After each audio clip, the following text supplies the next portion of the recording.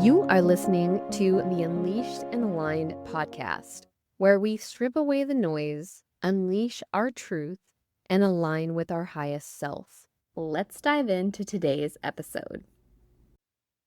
Jackie Summerman is an artist, a healer, and non-binary witchy human. They have been practicing in the occult, esoteric, and magical world for over 20 years, with just over 5 years running their own holistic bodywork practice, offering massage therapy, herbalism, and channeled spiritual work.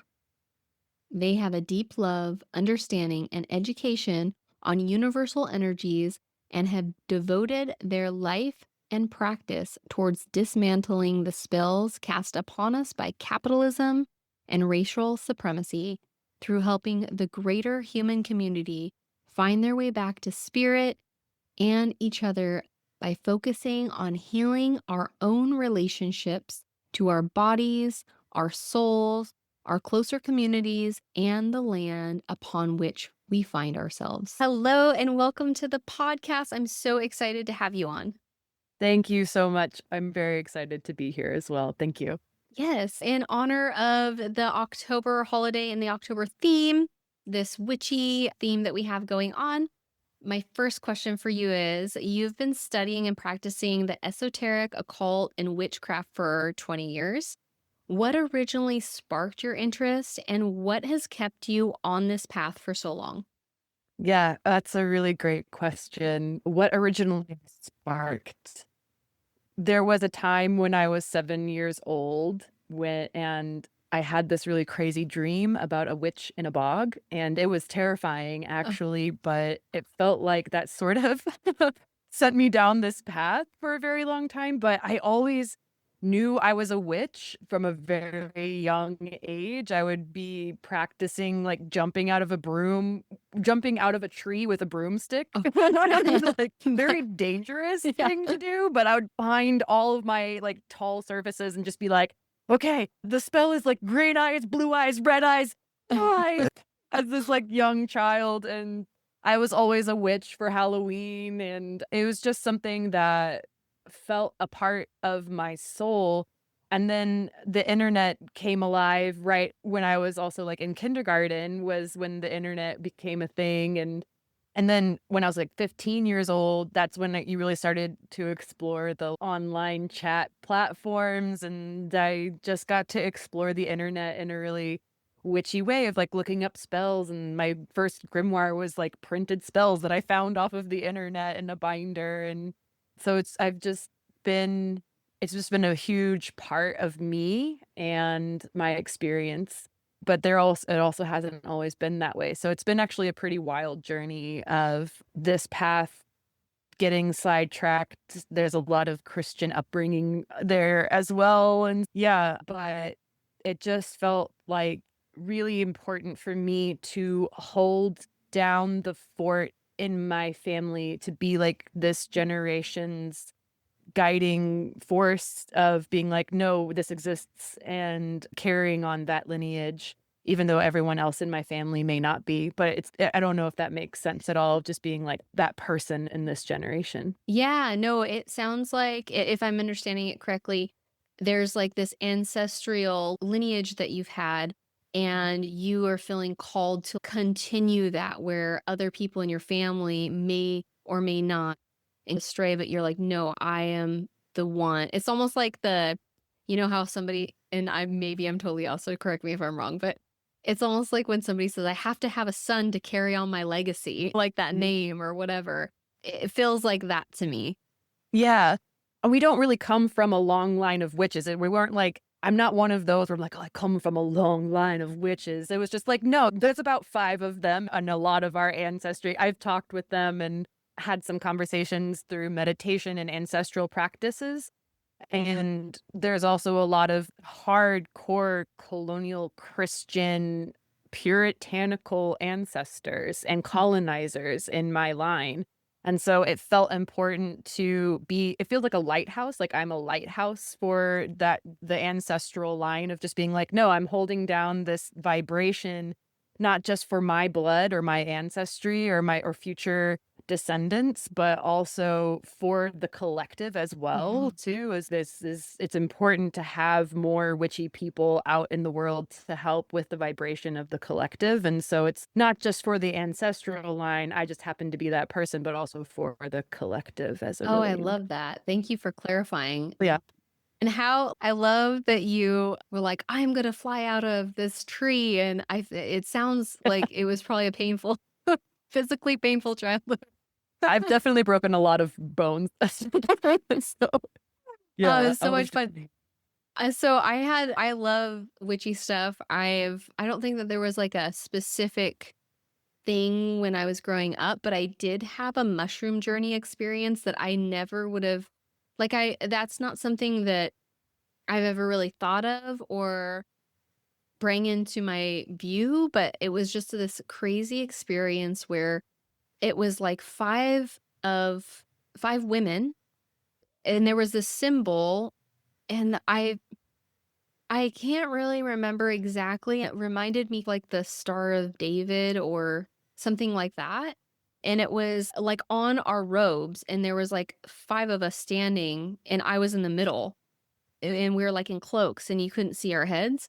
And it just felt, "Oh my god, I've been a witch before." That's the impression that Mm, I got from it, and it was such a mhm. cool experience, but I would've it was just so crazy because for me, sometimes it's hard sometimes when I'm like, if I that was my first mushroom experience, but for me, is this stuff in my subconscious, or is this like really something deeper? Am I making this stuff up? And it was for me, I couldn't have made that up because it never came into my brain. You know what I mean? Yes. That's I get that all the time. We're like, "Is this real? Is it really happening?" And mushrooms have such an ancestral vibration to them. They are like such an ancestral it's the mycelium. They've been around for it's one of the main reasons why we have language. And so it's yeah, it's like huge ancestral and earth medicine, very grounding. So not that's awesome that you had that vision. But everybody, "Oh, is this real? Am I making this up? Is this in my head?" Is such I get that all the time, and I've been there too. Is this real? Is this really happening? And that answer is yes to both. It's in your head. You are making it up, and it is also real. It's simultaneous. It is whatever you need it to be. Mhm. Do you need it to be real? Then it's real. Do Yeah. you need it to be made up in your head? Then it's made up in your head. And that's a really important thing that I think is because it doesn't matter, and it also matters, and that Yeah. yeah, yeah, simultaneously. Yeah. I had like other amazing experiences that I was like totally, "Oh, this is I'm on a different vibration." I just thought that one was so odd because I was like, if this was made up in my head, what would have brought me there? You know what I mean? Yeah, it was just crazy. Sorry, I'll move to okay, so the next question. For listeners new to these terms, how would you explain the difference between esoteric, occult, and witchcraft? That is a great question too. Unfortunately, I don't know enough about the definitions of occult or esoteric, specifically those 2 things. I use them synonymously, and specifically occult and esoteric. And I know that there are very specific connotations, but unfortunately, I cannot speak too terribly on the difference between specifically occult and esoteric. I know that esoteric specifically might have something to do with more like it's on the outskirts, it's Mm, on the periphery, and then the occult is very much like Golden Dawn, the Thelema, sort of Aleister Crowley aspects of it's a cult on the outskirts that practices magic. And so that is it's like very much more organized and has a very mm, specific way of how they do magic, but they're both also under the umbrella of magic and also technically witchcraft. okay. And so witchcraft has is the umbrella of occult esotericism falls underneath those 2 Okay. things because you can practice witchcraft however you want to. but but my understanding is that the occult is very specifically about, I think, like, that time frame when Aleister Crowley and the Golden Dawn were active, and that's where when people think of the occult, they are like, "That's what that means, the occult." Because it's like an organization of witchcraft practitioners is Okay. also where that comes into, but witchcraft is a more qualifier term of which is also you could call spiritual healing witchcraft if you really wanted to. Like, people use that qualifier for a lot of different things, and it's a big semantic battle of what you technically call witchcraft and what isn't, and it's actually, like, huge in the witchcraft community of what is witchcraft? Do you have to do spells in order to do that? And that's a huge rabbit hole that I'm happy to go down, but I just wanted to let you know that that opens a door into a very fun semantic conversation about what exactly is witchcraft, what qualifies that. Yeah, I was gonna say it's manifestation is like a new age form of like witchcraft, or what does Joe Dispenza say? It's like these key terms that I guess make it lighter. Like you said, there's other things like spell casting and things like that, but I also think we can cast that within our intentions and our words. And so while I think it's like the umbrella of also these like newer age or ways that people are making it, I don't want to say lighter, but like softer instead of saying like it's witchcraft and being like, ooh, it's, oh, I'm manifesting. You know what I mean? Yeah. I'm really glad that you brought up the new age because I think that's actually something that's really important to talk about, especially as it pertains to witchcraft. Because the new age actually has a lot of white supremacist undertones to it, Mm. and that's why it's being softer. They are codifying what witchcraft is, and they're taking Christianity and they're putting it on top, and they're calling it something else because Christianity also has witchcraft in it. Catholicism has magic and spell casting and candles, and you talk to saints, which is like its Mm. own pantheon. And so there is a lot of colonization in New Age of being like, we're calling it manifestation. We're not Yeah. calling it spell casting. We're calling it this softer, lighter thing because then it's more palatable to the masses, Yes. and which is incredibly it's like it's colonizer language. It's also like big white women problem. Specifically that I am also a white woman. I'm non-binary, but I was born woman. And it's something that I think a lot of people in spiritual communities need to keep an eye on if they're going down, if they're going to start calling themselves a spiritual quote unquote girly, if they're going to start calling themselves a witch, that they have to understand how the new age is capitalism spun as spirituality, that it is still part of the system of oppression because it is an appropriation of indigenous practices, traditional practices of magic and witchcraft, and just relabeling it to market manifestation retreats and whatnot. So I think that's just really important to talk about and remember as if you consider yourself a part of the new age spirituality, you really got to do some hardcore introspection about how you might be upholding those systems of oppression.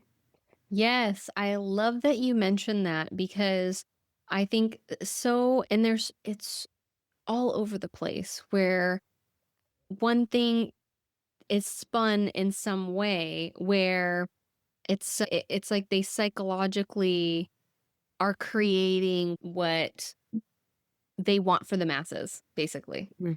if that makes any sense. But that's how I look at a lot of different things. Like when you get really ingrained in it, like I was doing, and this is totally on a different subject, but I was doing this talk on health and just fitness health, whatever. And I was like protein bars and things like that, and like breakfast time.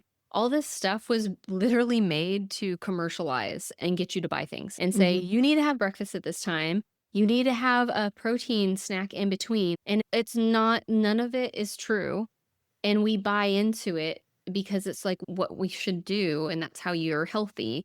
And so it's very important to pay attention to why we're doing things, how we're doing things. Is that commercial, or is that thing that you're like, "Oh, I need this because it'll fix me." that's where we step back a little bit and dig a little deeper into we can control our actions and we can control our internal state. And if we feel like something outside of us is going to fix that, then it's probably not. And we probably need to dig a little bit deeper. But that's a totally different topic. It just made me think of how, like, all the different ways that mind control happens.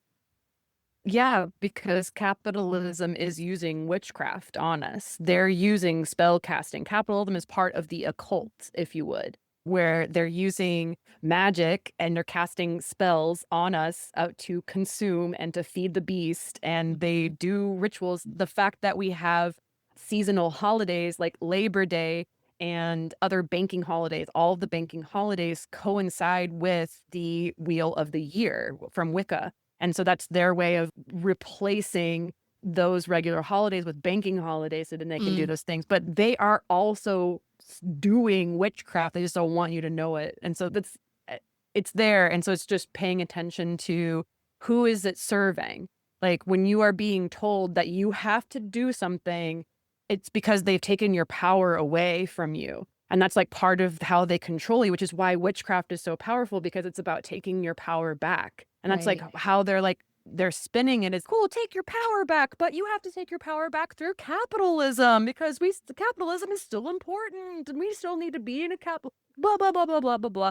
But no, witchcraft is radical. Witchcraft is inherently an activism revolutionary act that is about dismantling systems. Anyway, that's another diatribe. But if you consider yourself a witch, you also have to realize that you are now aligning yourself with freedom, with revolution, with being a heretic, because that's what it's like being powerful instead of letting other people dominate you. You become the power because we are all powerful. We are powerful creatures and beings. Yeah. Yeah. Yes, I love that. Looking back over your 20 years of practice, how has your beliefs and practices evolved? And are there things that maybe you had believed in really strongly at first that maybe changed over the years? Yeah. Actually, it goes right back to the realizing how much my practice was still colonized, the biggest changes.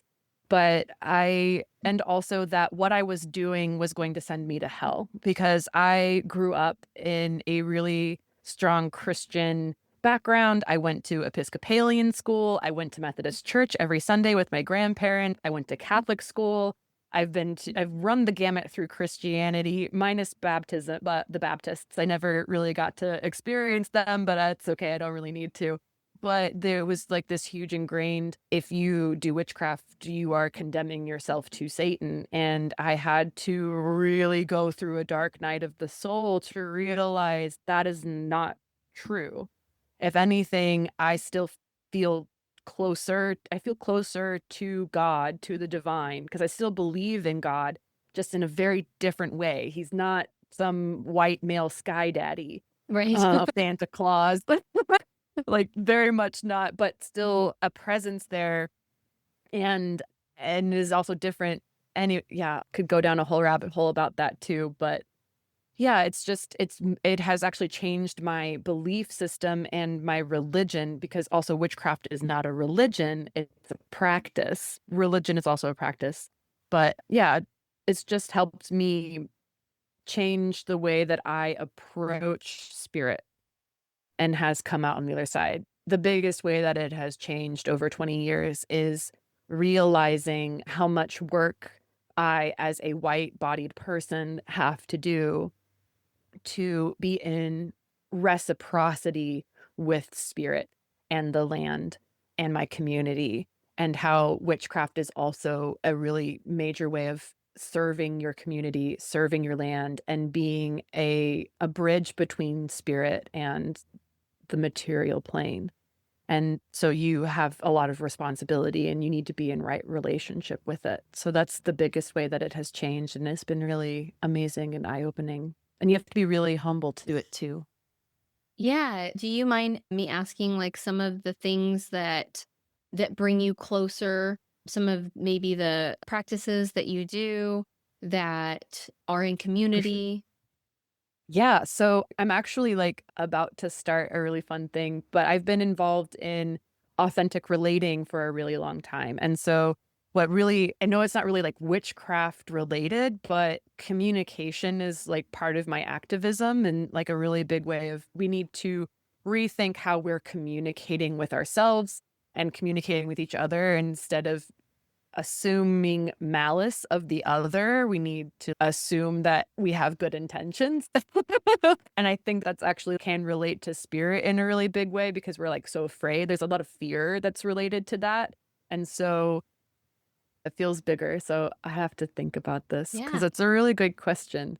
How do I show up with witchcraft in my community? Really, it has to do more with how I'm showing up with to the spirits of the places that I am living in and like being in reciprocity with them and then also being of service to people around me, to the people that I am in community with, which is like showing up and space holding. That's just part of me and how I show up in that. But also doing protection spells for protesters, do cleaning up, like picking up trash, being an activist for the environment also as a healer, like you, if you consider yourself a holistic healer, you have to be an activist for um, equal housing, like fair housing and housing opportunities, and all of these other like big systematic issues that people are facing because that impacts their health. And so, like their environment, can they sleep somewhere? Is what's the quality of their food? Are they, how's their nervous system? Because there's so many other things that impact the nervous system. And so just trying to address those bigger issues to the community, but then also taking your friend out on a date or something like that. Not in a romantic way, but just like showing up Right. for the people, physically showing up and just being like, hey, how can I help? How can I be here for you? And then also checking in with yourself and making sure that you're also taking care of yourself too, but not to the detriment that you are isolating yourself out of fear of being dysregulated. Like you just have to fuck around and find out Yeah. Yeah. sometimes. Yeah. Oh, so beautiful. I love that. Thank you. So, what is some common misconceptions about occult practices that you would like to dispel? Absolutely. Oh, thanks. Nice use of the word dispel. I Yeah. really appreciate that. Things that I'd like to dispel about witchcraft and the occult. Specifically, I'll speak to witchcraft just because I'm not really a part of the occult. I've studied the occult a lot. There's a lot of there, but things that I'd like to dispel about witchcraft is that aesthetic. We gotta step away from looking the part. I know that there is a really big. It's more about the feeling. Do you feel it? And don't worry, stop trying to do witchcraft for Instagram. Just it's like that's one of the things not for Instagram. Witchcraft is not for the aesthetic. Witchcraft is real and it requires your full presence and attention. And so that's one of the things or quote unquote rumors or misconceptions that I think people don't understand is that it has to look a very specific way Mhm. in order for it to be witchcraft. And that is not true. There are so many, it's so personal. Witchcraft is inherently personal. It is about your relationship, your personal relationship to spirit. Because if you think about like your relationship to one of your good friends is going to look different than one of their relationships to one of their other friends, right? It may be similar, you might jive, it's part of the thing, you find your community and there's a lot of like flow between those elements, but yeah, it does not have to look a very specific way in order for it to be real. You need to feel it and be present with it. And you don't need a bunch of crystals. You don't need a bunch of candles. You just need your body, your intention, your breath. You have all of the elements inside of you, inside of your body already. It does help. There are things to add on to that. But yeah, I think that's the biggest one for sure. You don't need deities. You do not need to worship a deity in order to practice witchcraft. And yeah, those seem like the most important ones for sure. I love that you said that because it reminds me of when I first got into practicing Reiki. I had this like really cognitive dissonance between what I was supposed to do and what I felt like I wanted to do.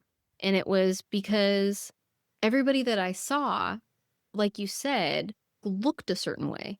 And Mm, I really didn't resonate with that. I would go into a room and be like, I feel like I don't fit in because I almost feel, and it's no shame to anybody that wants to wear whatever they want, but I almost felt like it was a production. And I'm like, that's not, I wear a suit. I come in and I don't look like I do Reiki to most people, but I don't feel like you should look like something to do something.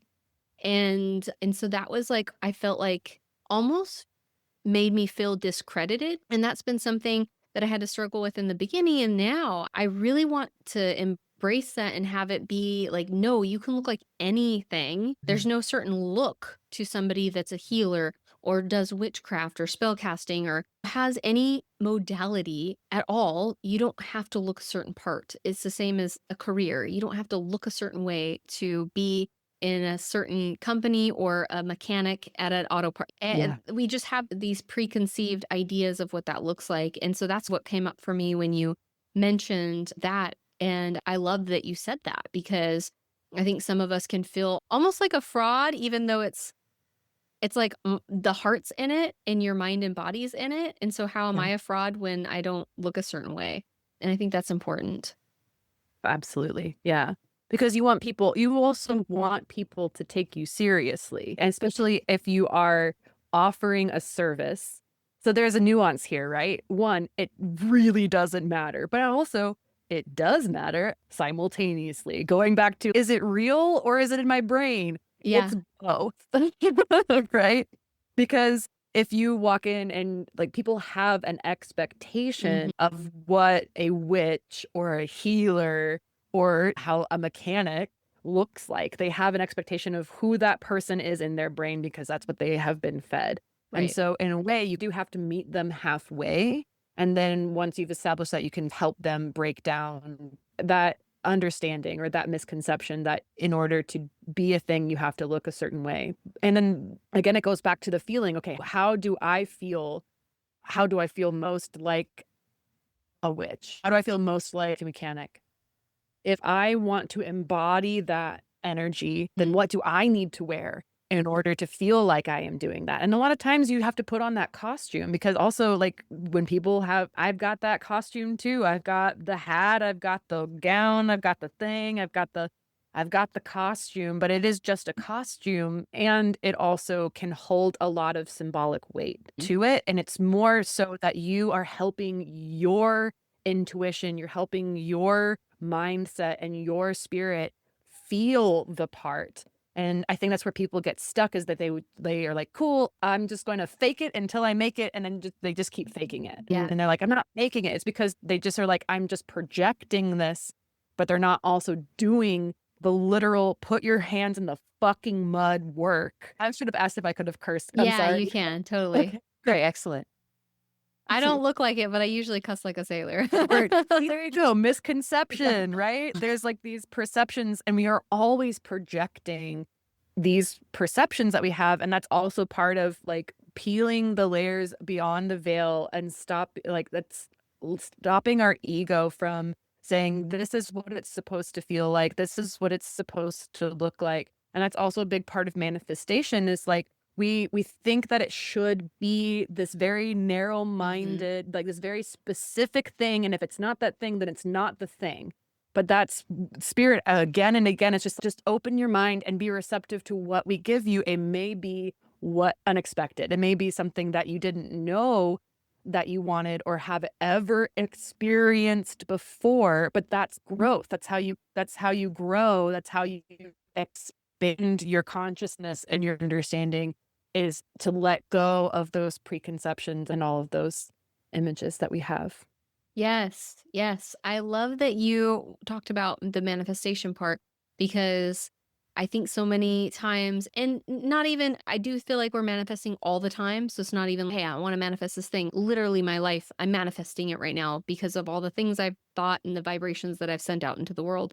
So how things come is so unexpected Mm, because like you mentioned, it's you don't you have this idea, and that's what I was gonna say, it's not always manifestation, it's like your expectations of how work is supposed to flow, how a person's supposed to perceive what you're or receive what you're saying, and how they're supposed to act a certain way around you, or any of that stuff. These things that we have, we think it's supposed to be this way. And if it's not that way, it's not right.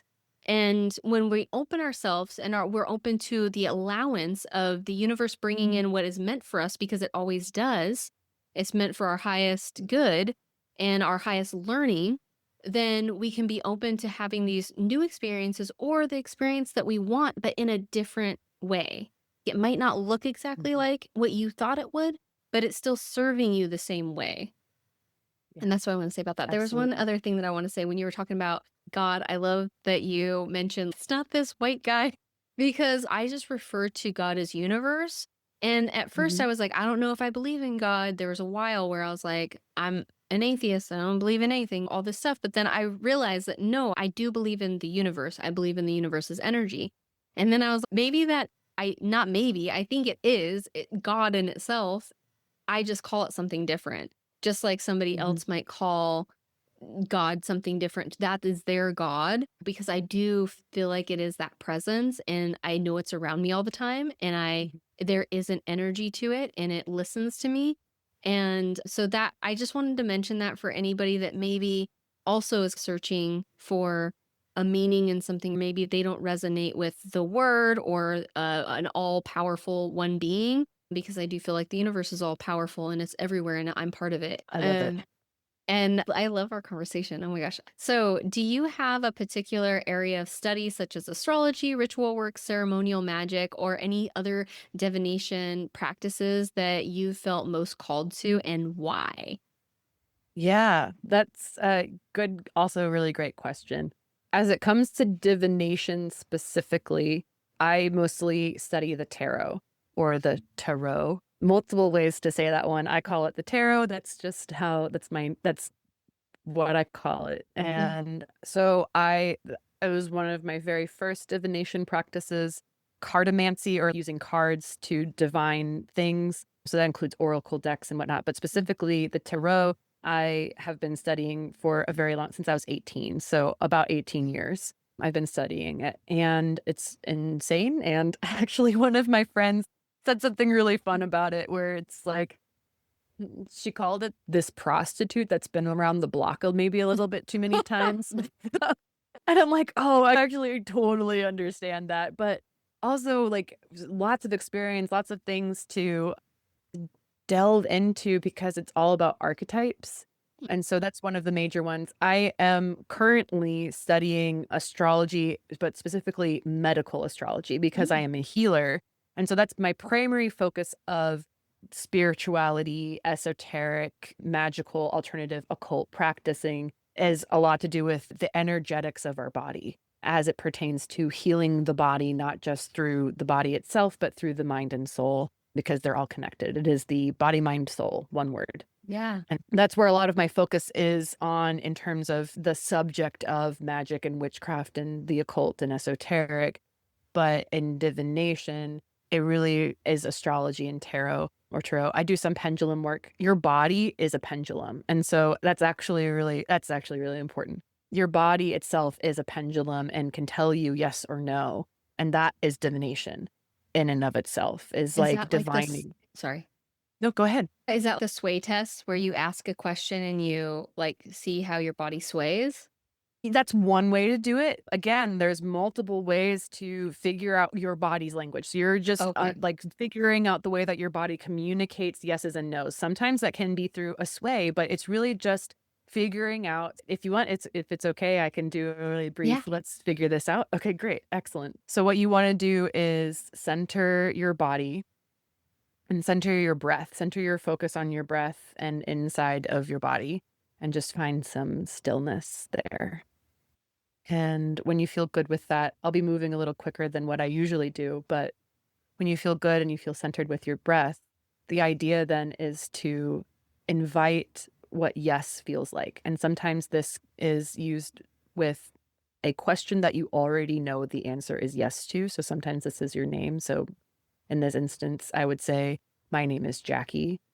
And then I would feel what my body is feeling or just noticing what my body does to that yes. Like I already know that's a yes. And then just keep asking yourself questions that you already know the yes, that it is an emphatic yes. I'm sitting down. And so that's a yes. And so you just notice what information your body gives you to that yes. For me, that it feels a lot lighter. I feel an opening happening. Sometimes I'll sway forward, but I just know what that feels like. I feel calm a lot of the times. Some people can see a white light. Sometimes there's visualization. Sometimes there just notice what information your body gives you for that yes. And then once you feel comfortable and confident with that, then you switch over to your no. And then just things that you automatically know are a no. For instance, I would be like, I was born with a penis. I was not born with a penis. And so I think that's one of like the very easy things, like my eyes are blue, my eyes are not blue. And so just things that are a no, or I enjoy the taste of licorice. Yeah. Yeah, some people really do like the Yes, taste they of do. licorice, though, and that's totally fine. So just like But we hate inviting. those people. No, I'm kidding. No, licorice is really good for you, actually. I'm not hating on that. It's a very powerful healing herb. And yeah, but I cannot stand the taste. And so I have to drink it down, even though I hate it. But yeah, just inviting what no feels like and do that and just noticing the information that your body is giving you. And for me, that usually I feel constriction. I feel a lot of tightness. And sometimes even see like an X up Mm. here. I am because I have my eyes closed a lot of the time. And then once you get that, you know what yes, no, what yes is, you know what no is.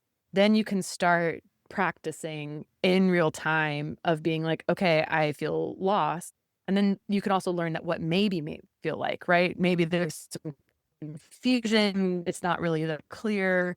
But the idea is to practice it because the more you practice, the clearer it gets because you're opening that channel to your intuition. So it takes a little bit of time. It's not always immediate. And if you don't know, then that's okay. Fuck around and find out. Yeah. And that's like that's a big part of witchcraft is honestly, experience is your greatest teacher. You can read all of the books that you want to read, you can do all of the things, but you have to fuck around and find out because that's what's going to tell you the most. Like you can, okay, I'm going to get this thing. I don't know if it's yes or a no. And then you can be like, oh, that is a no, or that was a yes. Yeah. And so then you understand, and then you can know that for the future. And it just find that pattern recognition, that confirmation. Yeah. And so that's how you use your body as a pendulum. And that is divination. That is literally a form of divination. And it's one of my favorites. And I think it's essential because then you know how to be that when you're empowered. Should I be eating these protein bars? Is that actually really good for me? Is what this person is telling me actually for me? Right. And so that way you get to find your power again of figuring out yes or no, because you're listening to yourself instead of an external validation. Because I think that people turn to the tarot, turn to pendulums, turn to bone throwing, turn to all these other divination practices because they don't know how to listen to themselves. And that is empowerment 101 is learning how to listen to yourself and embodying that and then holding your ground on that is the step number 2, like figuring out the information and then figuring out what to do about that information. Yes. Oh, I love that. I have spent so much money on it's so funny too, because I feel like and I'm sure that there's listeners out there that feel the same way, but it's like you get into like you want to hear a certain thing. And so I've paid so much money on astrology or a psychic Mhm. or somebody that can tell me what I want to hear. And then when Yeah. they don't tell me what I want to hear, I'm like, You suck. I don't want the Right. next person." Yeah. When internally, I always know what that message is. I just don't want to hear it either. Yeah. So I love that Right. you said go internally because I feel like we can solve all of our own problems, all of our own fears, all of our stuff that's all pent up inside. Like we know what to do and we know the right answers. We just don't want to listen because a lot of times it's uncomfortable when we Yeah. actually listen. Yeah, I also want to speak to that a little bit too, because I think that there is a lot of emphasis on we already have all of the answers, we already know everything, and that puts a lot of onus on the individual. And so it is also okay to ask for help, right? Yes. Nothing exists in isolation.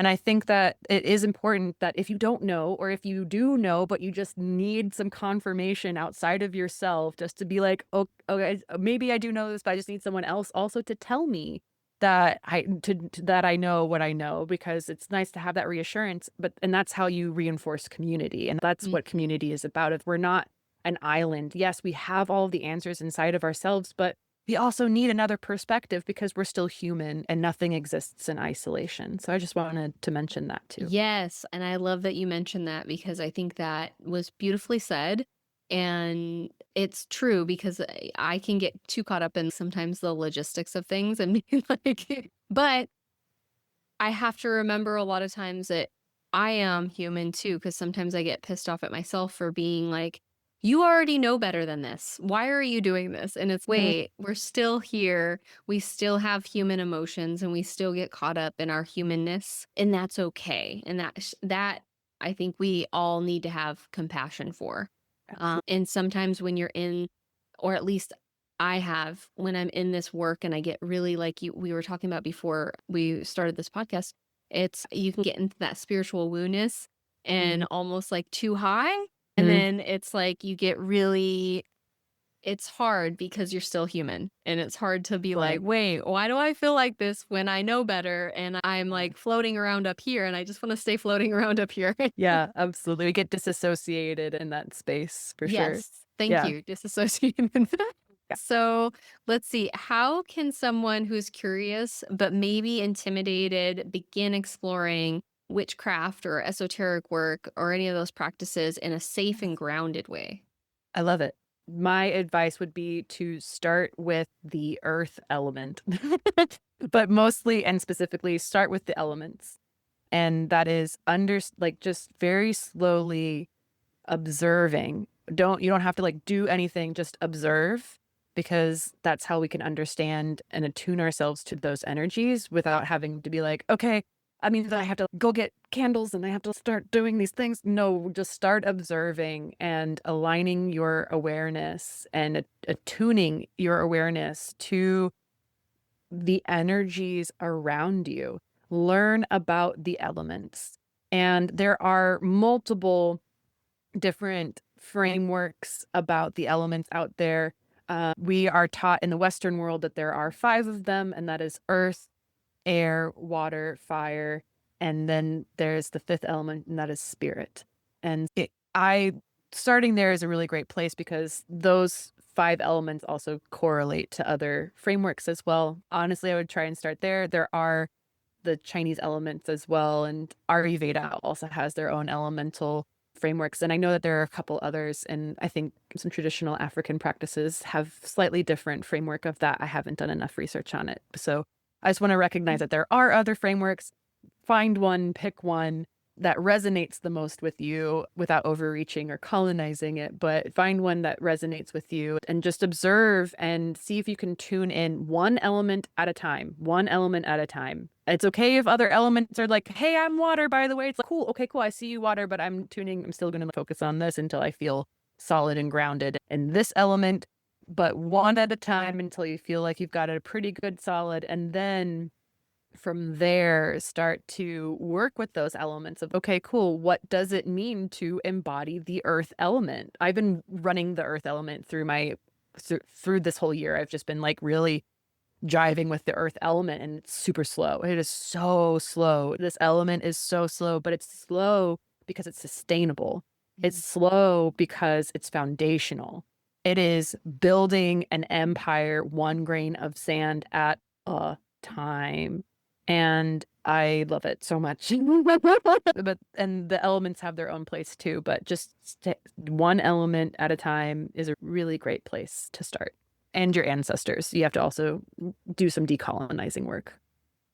For the Samhain or the Halloween holiday, or people that maybe aren't into or don't know what Samhain is, the October holiday, what kind of rituals do you do, or do you do any rituals? Is there any practices that you have done over the years, or is there something new, or do you not do anything at all? What does your October look like? Yeah, actually, my birthday is 7 days after Halloween, and so I usually celebrate on Halloween, my birthday, and then I have a whole week to celebrate. Nice. Usually, it's my birthday because Scorpio represent, but I also for it's this year specifically has just been since I've been working with the earth element a lot, I've been much more in tune with the changing of the seasons. And we have officially started the progression of fall here in the Pacific Northwest. And it's just been really prominent. And that has been there's was a huge energy of harvesting.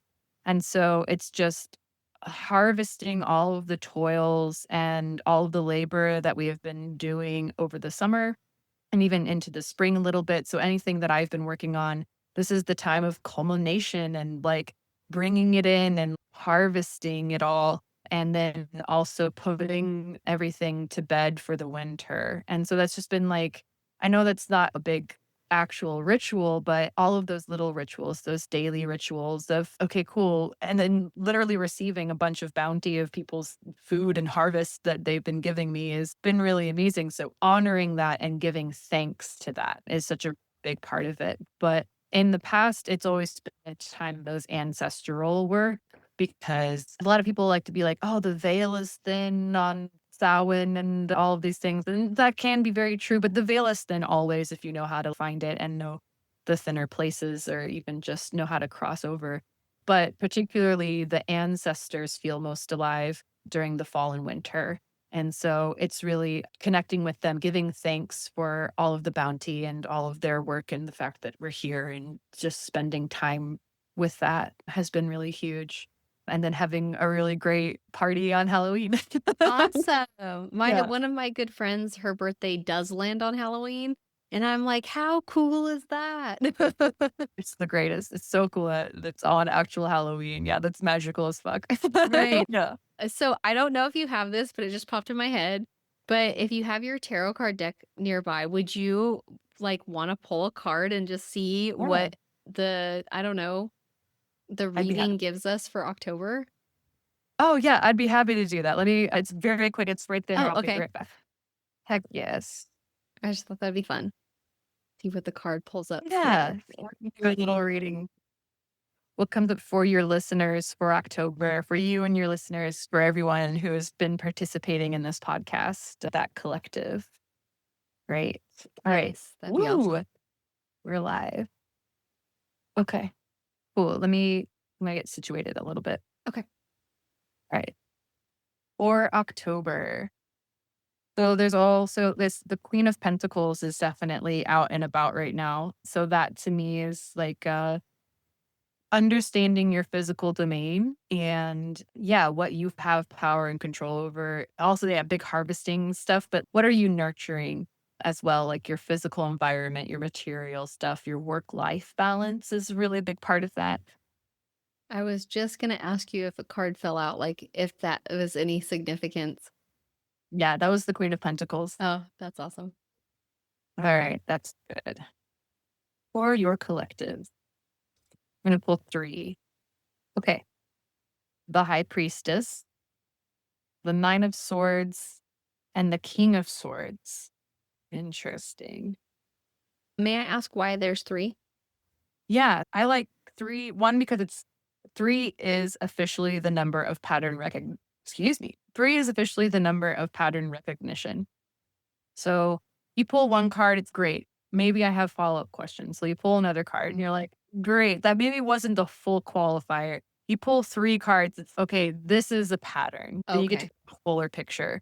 There are also some really great 3-card spreads out there so you can find the tune. I'm very an intuitive reader. I don't always have a specific spread. It's really just like, all right, cards, what do you got for me? What's the message? And Awesome. 3 felt really important. So, yeah, the High Priestess is the first card, and so there's a lot of intuition, a lot of awakening. Maybe there is something that your listeners or yourself, whoever is listening to this podcast, maybe there is something that you have been neglecting that your intuition has been saying to you. that you are being told very clearly to listen to your intuition. You're being told very clearly, yeah, especially since there's a lot of swords here, that you have learning to do and that you need to get straight with what your body, what your intuition is telling you, especially in terms of, I wanted to say the divine feminine, but that might be not for everybody listening. Cool. Nine of Swords energy is also a lot of anxiety. Yeah, there's a lot of lack of clarity. Stop numbing your intuition. Stop. That's a really big part of it. Whatever you haven't been listening to, those thoughts. Okay, okay, that makes sense. Running it through your brain, obsessively thinking about all of the alternatives, about the maybes. What if I just did it this way? But maybe it could be that way. But maybe what if this, blah, blah, blah, blah, blah, blah, blah, blah. A lot of your intuition is trying to get through to you. Your intuition has been trying to reach you about your car's extended warranty. There's a joke about that. It's trying to reach you. So you need to find stillness and you need to find quietness. You need to put down some of those efforts. You need to put down some obligations. Just pause for the cause. Stop trying to do so much for October and just really listen. You need to listen to the world around you, to yourself, to your nervous system. You need to listen to that nervous system and drink lots of water is also really coming through. But nurturing your nervous system, putting yourself in environments where you don't feel as much on pins and needles. There's also this, yeah, like doing the hard thing. Again, your intuition is telling you something that you have something that you are ignoring that you don't want to listen to, but it's screaming at you. And so you need to set up the foundations. You need to cut those cords or set up more mental boundaries for yourself so that way you can heal that. So you need to like, yeah, put up some boundaries for yourself because that's the King of Swords is Mm. also here. So that's I don't really go too much with this is a male figure in your life, but it's more about embodying that boundary energy of protecting yourself as if like put a fortress around your nervous system. Obviously, there's a lot of nuance there. So I'm not saying hide away from the world, but create the boundaries and structures that you need in your life so that you can do the shit that you're being asked to do. Oh, I That's love it. it. Yeah. Awesome. Thank you so much. What a wonderful end Yeah. to this. Is there anything else that you felt called to share? We covered so much things in this podcast and it's so amazing. It was such a beautiful conversation with you. Free Palestine. Yeah.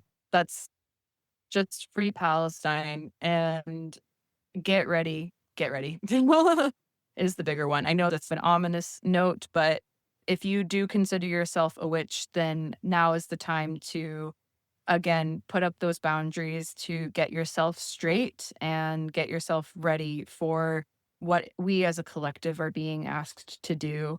And yeah, take care of yourselves and your communities and free Palestine. Yeah. I love it. Thank you so much, Jackie. I appreciate you being on the podcast and hopefully one day we'll meet in person. I'd love that. Yes, this has been a true pleasure and I've really appreciated all of these questions. They were amazing. So thank you so much and for this opportunity to share this voice and these messages. So thank you very much. If you enjoyed this podcast, please make sure to like, subscribe, and leave a review so that we can connect with more people to develop our mind, body, and spirit.